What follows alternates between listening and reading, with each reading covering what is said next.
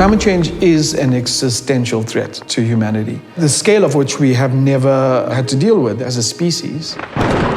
We've seen more extreme weather events. The seasons are shifting. How resilient are we to these changing weather variables? This is not a threat that will be felt equally. There will be loss and damage, both material and societal. It's something that is not about it may happen, it's a given and it's understood.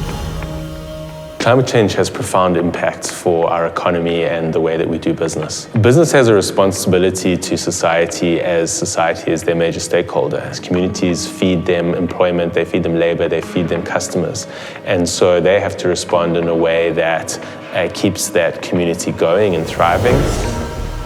So climate change requires two responses, what's termed mitigation and adaptation. Mitigation is what companies need to do to reduce their own emissions so that they reduce their contribution to climate change and global warming. Adaptation is how businesses must respond to the changes in climate that are already locked in. For Eskom, it's been very important for us to engage with other South African companies to understand their strategic view on how they're dealing with the impacts of climate change. The greatest need right now in terms of climate change adaptation with respect to Transnet is understanding where we are. Because this is a space that is fairly new, what we need is some sort of community of practice which can help galvanize the business community towards a common understanding that we all can rally around and use. There's a clear gap in projects in the adaptation space. And so the NBI went into a partnership with SANBI to try to work with member companies, civil society, labor, a range of stakeholders to identify projects that we could then put forward for investment. What this process is about is seeing if we can open up a conversation between the private sector and the public sector to unlock a response to climate change that delivers local level adaptation benefits for vulnerable South Africans. The workshops have helped a business like ours to understand various innovative ways in which we can adapt as a business. African countries spend almost 9% of their GDP just to deal with weather events, right? So if you are going to build resilience, however small that may be, can you imagine the impact you're going to have on your GDP?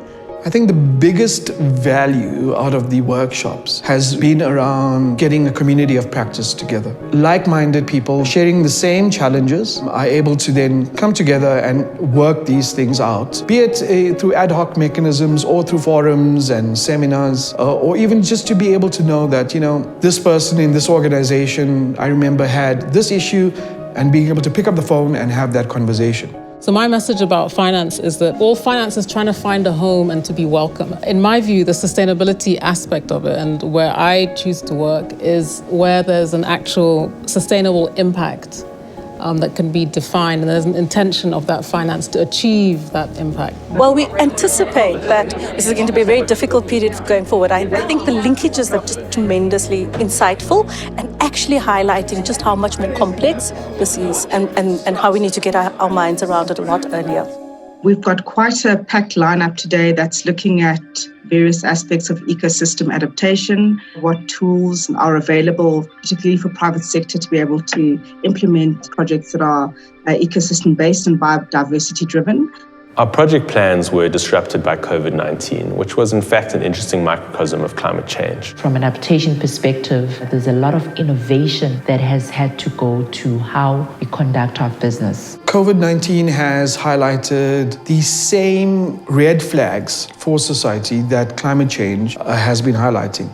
The difference is that with climate change, it's exactly the same interaction of the system, but on a time scale that is now in decades. The last time we had temperatures like this is probably around about 3 million years ago, okay, where our species is only 250,000 years old. So nothing in our evolution prepares us for this. There's a developmental mandate that we all have as businesses. And once we have that coordinated response, we'll be able to inform our policies better and in the end contribute to our sustainable development goals as a country. I think the starting point for building resilience in terms of adaptation really begins with getting our baselines in place for understanding the stresses.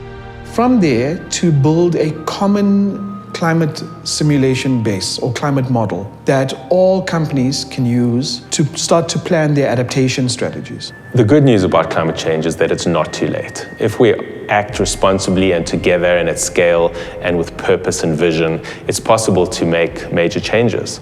My hope for South Africa's response in terms of climate change is that we understand no one can do this on their own, no company, no player. It's the kind of projects that most of us that are working on will not see the end of.